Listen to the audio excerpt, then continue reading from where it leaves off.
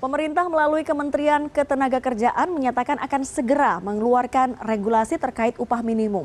Salah satu hal yang menjadi kekhawatiran kelompok pekerja adalah kenaikan upah minimum tahun 2024 tidak signifikan. Sementara biaya kebutuhan hidup terus merangkak naik. Dan untuk membahasnya sudah bergabung melalui sambungan virtual Presiden Konfederasi Serikat Buruh Seluruh Indonesia, ada Eli Rosita Silaban. Halo, selamat pagi Mbak Eli. Apa kabar? Selamat pagi Mbak, kabar baik. Semoga Mbak sehat juga ya. Terima kasih Mbak Eli sudah bergabung bersama kami di CNN Indonesia Bisnis dan Referensi. Mbak Eli, sebelum kita jauh membahas soal variabel baru, kemudian juga rumus-rumus yang sedang dikerjakan, kalau dari kelompok buruh, berapa tuntutan kenaikan upah minimum di 2024 yang dianggap ideal? Iya, jadi sebenarnya kan kita buruh tidak mau dianggap asal menyebut angka saja. Misalnya ada teman-teman meminta angka yang lebih tinggi. Kalau KSBC sendiri, Konfederasi Serikat Buruh Seluruh Indonesia, kami memiliki hitung-hitungan sih. Memang kami kalau bisa meminta itu 10%, kami sudah punya data untuk itu gitu. Karena memang ada beberapa formula yang akan dipakai ya. Walaupun misalnya pemerintah saat ini mengatakan PP 36 yang akan dipakai, sementara kami juga melihat adanya misalnya bisa kita pakai formula yang pernah diatur Permenaker nomor 18 2021 Mbak. Inflasi, pertumbuhan ekonomi kali alfa yang tadi, indeks tertentu, tapi masalahnya sampai sekarang kan itu belum pernah terjadi. Jadi kita akan melihat nanti bagaimana kejadiannya sebenarnya. Jadi kita akan tetap melihat sudah layak ada kenaikan upah saat ini, seperti tahun-tahun yang lalu kan kita memaklumi bahwa ada pandemi dan ada beberapa masalah-masalah yang lain yang memang mengakibatkan dampak yang agak sedikit buruk terhadap ketenagakerjaan seperti itu Mbak. Oke, kenaikan yang diminta adalah sekitar 10%. Dan serikat Anda, Iya. serikat yang Anda pimpin ini memasukkan tadi variabel baru. Ini ada nilai indeks atau alfa pada rentang 0,5 sampai 1 dalam revisi regulasi pengupahan yang tengah dibahas. Sejauh mana permintaan ini bisa dipenuhi oleh Dewan Pengupahan kalau Anda melihat situasinya?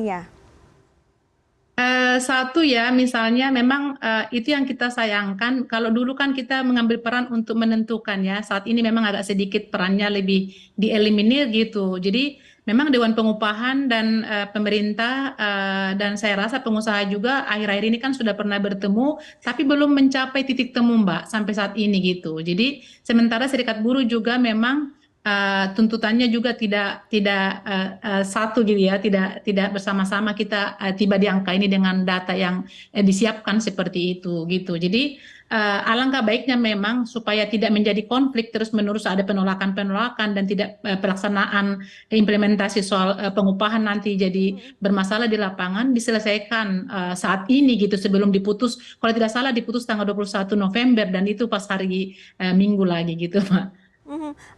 Mbak Eli, ini koreksi kalau saya salah ya, perhitungan kenaikan upah buruh ini kan ada 3 variabel. Sebelumnya ada 2 variabel. Yang variabel ketiga adalah tadi soal dalam bentuk alfa tadi.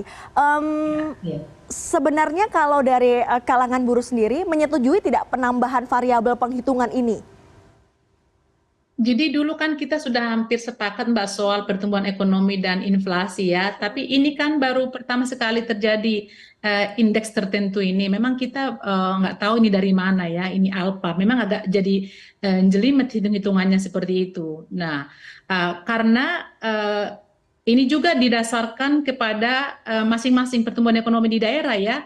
Jadi ini memang jadi rancu Mbak, karena memang satu kita baru mengenal terminasi tentang alpa atau inflasi tertentu ini dan memang juga ada apa namanya persoalan yang kompleks, misalnya sebagian buruh meminta kenaikan upah memang menggunakan formula yang pernah diatur Permenaker nomor 18 2021, lalu dari kementerian kita kan mengatakan akan memakai PP 36 walaupun misalnya kemarin itu kan itu memang dipermasalahkan oleh buruh seperti itu Mbak. Jadi kami belum tahu nanti seperti apa ini ya, mudah-mudahan tidak ada gelombang-gelombang penolakan karena memang diputus sangat rendah sekali gitu, bahkan ada saya dengar isu itu tidak akan sampai misalnya 10% seperti itu, atau janganlah sampai memang di bawah 5% seperti itu Mbak. Jadi kita sudah tahu kan pertumbuhan ekonomi sekarang masih sangat bagus di Indonesia, misalnya 5,17% loh saat ini gitu, dan Indonesia memperkirakan pertumbuhan ekonomi dari 2023 sebenarnya masih kisaran 4,5 sampai 5,3%. Tapi kemarin kita bertemu ada pertemuan besar itu sudah diakui bahwa pertumbuhan ekonomi itu udah di atas 5 hampir 6 seperti itu Mbak. Mbak Eli, jika tidak dikabulkan dan tetap pada nilai indeks yang diminta oleh kalangan pengusaha dan kira-kira mungkin besok kenaikannya hanya 3-4%. Gambarkan kepada kami dampak signifikan terhadap kualitas hidup dari buruh di tahun 2024. Iya. Iya Mbak, jadi sebenarnya kan kalau ada pertumbuhan apa namanya kenaikan upah, daya beli buruh juga kan akan naik dan itu akan menghidupkan perekonomian di sekitar kita seperti itu. Nah kita kan sekarang kalau nanti tidak naik, sekarang kan ada masalah-masalah soal pinjol segala macam dan ketidakmampuan buruh untuk menghidupi keluarganya segala macam seperti itu. Nah baiknya memang pemerintah juga melihat bahwa yang diminta buruh saat ini kan tidak sangat muluk gitu Mbak. Jadi kita nggak meminta sampai 20% seperti itu. Bahkan dulu kan pernah naik 23% misalnya. Kita nggak pernah minta seperti itu. Tapi tolong dilihat bahwa tahun-tahun sebelumnya kita maklum dengan keadaan walaupun 2 tahun itu tidak naik sangat sedikit lah kenaikannya. Tapi tahun ini kan tidak ada alasan dari pengusaha dan pemerintah untuk tidak menaikkan itu gitu.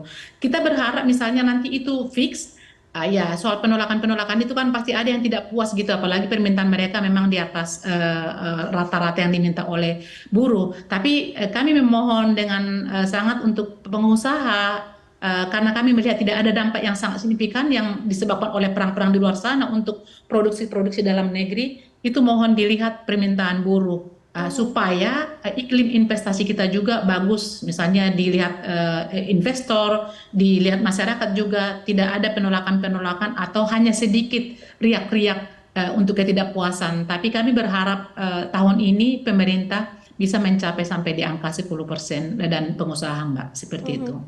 Dalam akhirnya menghasilkan angka kenaikan upah buruh ini kan ada 3 pihak ya, ada buruh, ada pemerintah dan juga ada pengusaha. Dan tadi Anda menyebutkan bahwa tolonglah dengar suara buruh ini. Sebenarnya bagaimana sih komunikasi antara buruh, pemerintah dan juga pengusaha menjelang tanggal 21 November ini?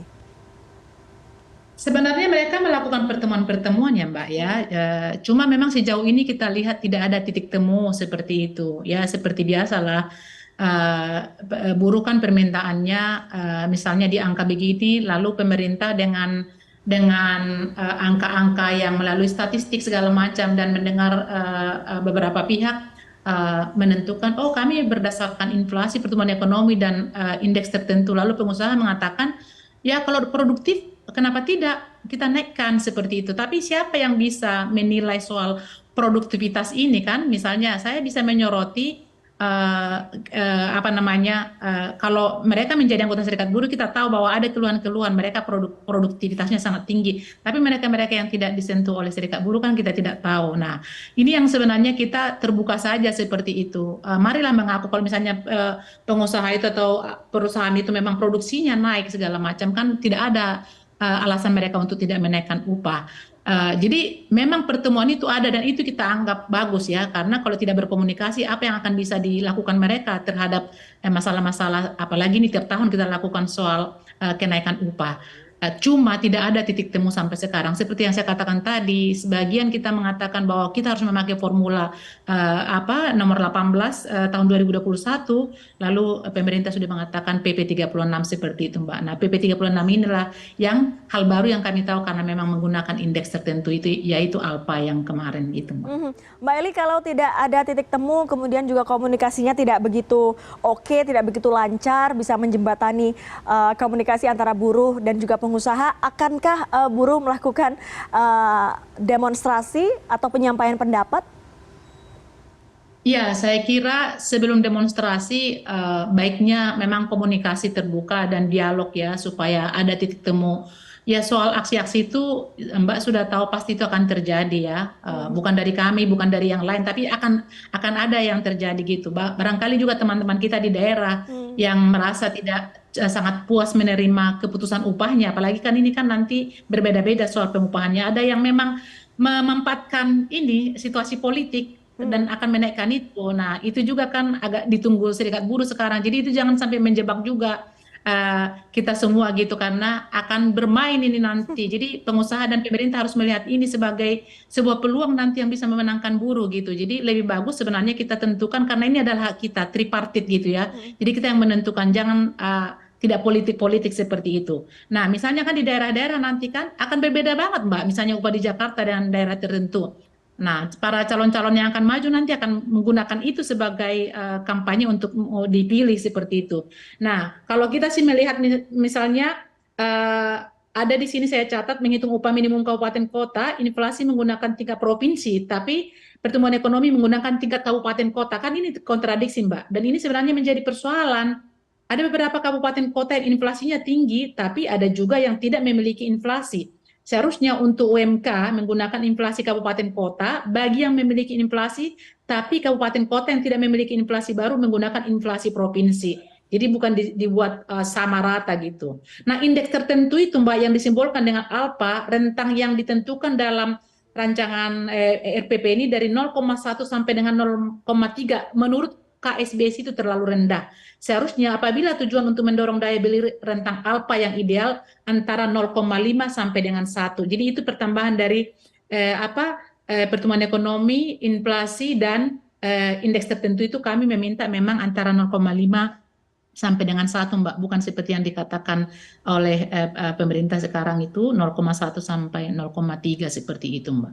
Nah, satu lagi yang ditolak oleh unsur serikat pekerja di Dewan Pengupahan Nasional yaitu ketentuan dalam pasal 26A, Mbak, mengenai daerah yang memiliki konsumsi rumah tangga di atas upah minimum akan menggunakan formula pertumbuhan ekonomi kali alpha, sehingga kenaikan hanya di kisaran 1,2%. Nah, ini nanti yang kita takutkan membuat gelombang-gelombang penolakan dan jadi tidak nyaman di antara kita semua, terutama di stakeholder, kalau kenaikannya memang seperti dirapatkan di DPNAS ini, Mbak, tentang pasal 26A yang hanya kenaikan diprediksi 1,2% seperti itu. Baik, intinya variabel baru berupa alfa atau indeks alfa ini yang ingin angkanya disesuaikan dengan keinginan, dinaikkan dengan apa yang diminta oleh buruh. Saya ingin berbicara tadi, menarik Mbak Eli juga menyatakan bahwa buruh nggak pengen sebenarnya ikut dalam situasi politik menjelang Pilpres, tapi sulit rasanya tidak membicarakan nasib buruh dalam konteks Pilpres dan presiden baru. Nah, buruh ini jumlahnya banyak, Mbak Eli, di Indonesia. Saya ingin tahu pemimpin Indonesia yang baru nanti yang seperti apa, yang ideal untuk mencapai kesejahteraan yang diinginkan buruh. Iya, sebenarnya calon pemimpin itu kan memang dia tidak bisa pro ke satu pihak ya, karena beliau pemimpin seperti itu. Tapi kita menginginkan nanti bahwa pemimpin itu adalah orang yang memang yang bisa mendengar buruh secara langsung seperti itu, Mbak.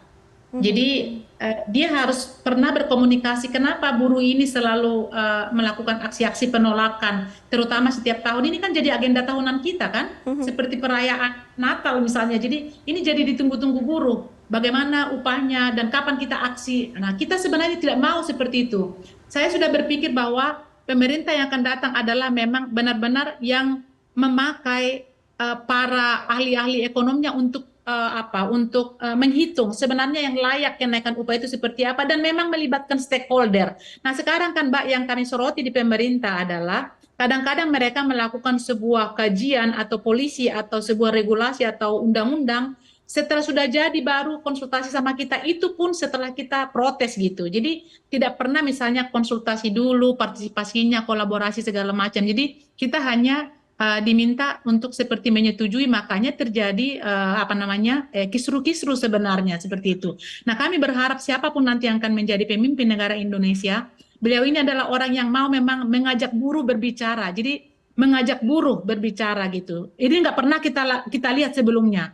Belum pernah. Kami meminta memang akan ada nanti forum terbuka pemimpin yang akan terpilih itu mendengar keluhan buruh itu sebenarnya apa, supaya Indonesia, kita kan udah negara G20 nih, katanya negara maju, tapi kok masa tiap hari masih ribut soal upah? Artinya kita harus berangkat dari sini. Kalau kita bisa berangkat dari sini dan tidak ada aksi-aksi penolakan seperti ini, harusnya kan pemegang kuncinya adalah yang dua minimal, pengusaha dan serikat buruh dan memang pemerintah di regulasinya. Jadi mari, kita sudah sangat malu tiap tahun seperti ini. Artinya tidak ada kepuasan dari sisi buruh akhir-akhir ini. Walaupun mungkin beberapa pekerja di luar sana ada yang di padat modal, mereka tidak peduli dengan kenaikan upah minimum. Salah satu lagi yang saya soroti adalah misalnya upah minimum ini kan sebenarnya dipakai untuk 12 bulan ke bawah, tapi ini kan jadi diberlakukan walaupun pekerja ini sudah 5 tahun, 10 tahun. Jadi kami jadi stuck di sana gitu.